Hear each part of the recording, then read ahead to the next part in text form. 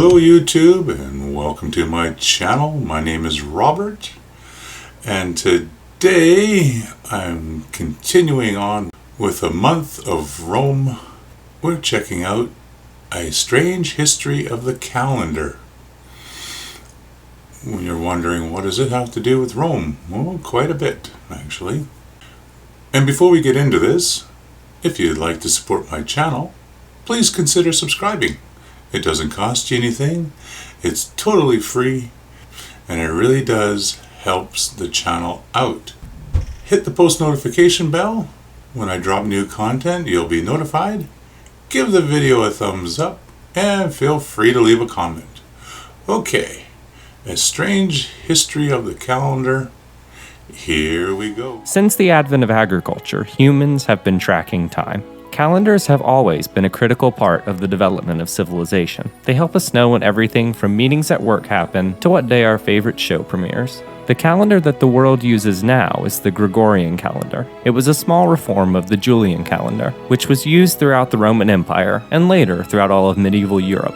Given how the Western world has been using the same calendar for at least 1,000 years, we hardly even notice it anymore, yet it shapes how we think of time itself. I'm Daniel Seehausen, and this is The Answer Archive, a strange history of the calendar. The calendar is one of the longest continuous projects of humanity. Our calendar's origin story goes all the way back to the Egyptians, who were the first to adopt the 365-day year and 12-month format. Each month in the Egyptian calendar was divided into 30 days. Of course, the continual frustration of all calendar makers is immediately clear. 365 refuses to divide evenly, and with a 30-day month, 5 extra days are left over. The Egyptians solved this problem by simply having 5 extra days at the end of their calendar reserved for festivals, and just called it good. Unlike the Egyptians, the Romans in the days of the Republic had 12 months of varying amounts of days, the same as we do today. However, their calendar still only added up to 355 days. And the religious officials in Rome had extreme power over the lengths of months and years. People being people, the pontiffs would often use the calendar as a political tool, shortening or lengthening politicians' terms by literally taking and giving days. This calendar fiddling would mess with people's ability to keep the days straight, and added to the issues already present in the Roman calendar. Not only that, but the Romans were really weird in the way they actually discussed dates in day-to-day life. Anyone who has read Shakespeare's Julius Caesar knows that Caesar was assassinated on the Ides of March. Yes. But what does that actually mean? Romans would count their days based off 3 key dates in every month: the Calendae, the Nones, and the Ides. These 3 dates were used as reference points that were counted forward or backward from in order to represent specific days. The Ides were the middle of each month, and either occurred on the 15th or the 13th, depending on the month. The Nones were on the 5th or the 7th of each month. Calendae was on the first day of the month, and that is where we get the word calendar from. Unfortunately, the solar year isn't actually 365 days long. It's 365.2422 days long. This horrible number practically necessitated reform, something which the Egyptians realized pretty quickly, considering Ptolemy III was already recommending adding a leap day every 4 years in 238 BC. But Egyptians are nothing if not stubborn. Jump forward 12 Ptolemies and 200 years, and Egypt still hadn't adopted the leap year. Until Julius Caesar's adopted son, Octavian, you may know him as Augustus, decided enough was enough. He just conquered Egypt and forced them to have a leap day every 4 years. Strangely enough though, the reform that Julius Caesar made actually came from Egypt, not Rome.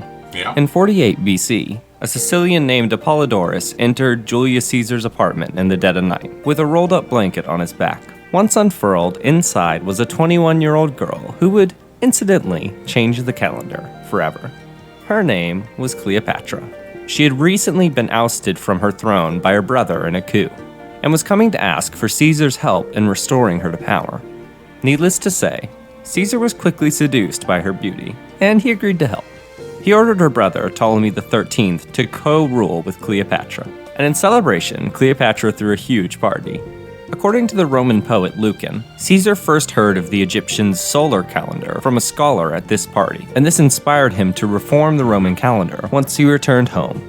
In 46 BC, Julius Caesar gathered the best living philosophers and mathematicians in order to reform the Roman lunar calendar into an Egyptian-style solar calendar. Ultimately, they ended up just agreeing with Ptolemy III and determined that the year should be 365 days long, and every 4 years an extra day should be added. In order to actually achieve this reform, Caesar added an extra 67 days to that year and called it the last year of confusion. But everyone else just called it the year of confusion. Luckily for us, though, they were mostly right about the length of the year, and the calendar now drifted by only a single day every 134 years. But for some popes, a single day every 134 years isn't accurate enough.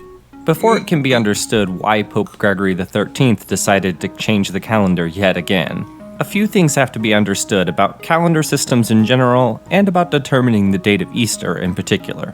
First, let's talk a bit about calendar systems. There are 3 major kinds of calendars. I've already mentioned 2 of them: solar calendars, lunar calendars, and lunisolar calendars. Our calendar ultimately is a solar calendar that grew out of a lunar one. Strangely enough, that is why we even have months, which at one point would have followed the cycles of the moon. And even still, in the Catholic Church, there's a lunar calendar built into the Gregorian calendar, but it only really exists to determine the date of Easter.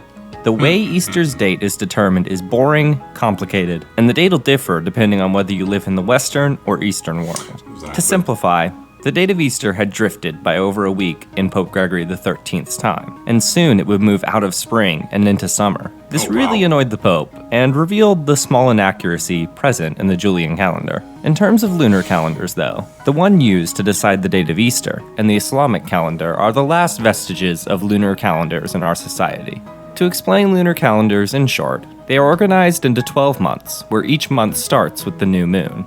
And the length of the month will be either 29 or 30 days long. The year, just like the old Roman calendar, adds up to either 354 or 355 days. Of course, this causes huge drifts in terms of seasons from year to year, and is why Muslims observe Ramadan, a month-long period of fasting and prayer, at different times of the Gregorian year, depending on how it lines up with the Islamic lunar calendar. Though the calendar is based on scientific phenomenon, like the cycles of the sun and the moon, it is important to remember that the calendar is not natural. At its core, the calendar is a philosophical and cultural invention. It won't tell you what year, month, week, or day it is.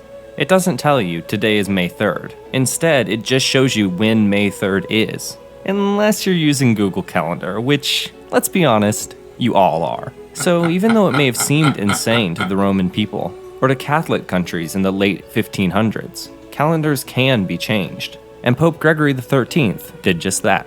He gathered a group of genius scientists and doctors to try and create the most accurate calendar possible. Eventually, they found a relatively elegant solution. Every year divisible by 4 should be a leap year. Unless the year is also divisible by 100, then it is not a leap year. However, if that year is divisible by 400, then ignore this and it's still a leap year. This reform would mean that instead of drifting by 11 minutes each year, the calendar would drift by only 26 seconds. In order to fix the current date, though, of course, just like in Caesar's time, people would have to suffer with a day change. So in every Catholic country, the day after October 4th, 1582, was October 15th, not October 5th. And also, just like in Rome a millennia and a half earlier, people did not like this. Everything from debt deadlines, to holidays, to birthdays were changed. Even the Pope's birthday changed from January 1st to January 11th. Mobs arose around Europe, angry about their 10 lost days. And many countries did not adapt to this new calendar quickly. England wouldn't use the Gregorian calendar until 1752, and Greece was the last European country to hold out, finally adopting it in 1923. China didn't adopt the Gregorian calendar until 1949. In a strange twist of fate, though, the last major challenge that the calendar would face would not be because it wasn't accurate enough, but because it was too accurate. Today, the year is determined in the same way that the second is, using an atom of cesium. All atoms have oscillations that can be accurately measured and are consistent, and cesium happens to have a very regular pattern of wobbles. By using a cesium atom, we have been able to define the year down to the nanosecond. Unfortunately, the Earth refuses to cooperate with our calendars and timekeepers. Every 800 days, the Earth slows its rotation by a full second, and because of that, a leap second is added every few years in order to try to match the length of the day.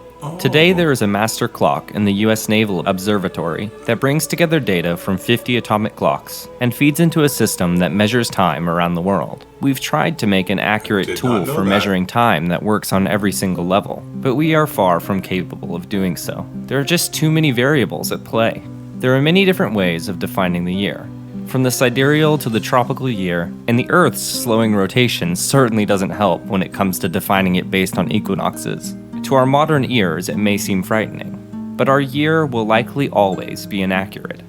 Chances are, millennia from now, people will be suffering from a few skipped days or a change in the date of their birth. But the fact remains that the Earth, the Sun, and the Moon don't notice or care. The Sun will still rise and the Earth will still orbit it. The calendar has an enormous impact on our daily lives, and it's easy to just take for granted the day or the year.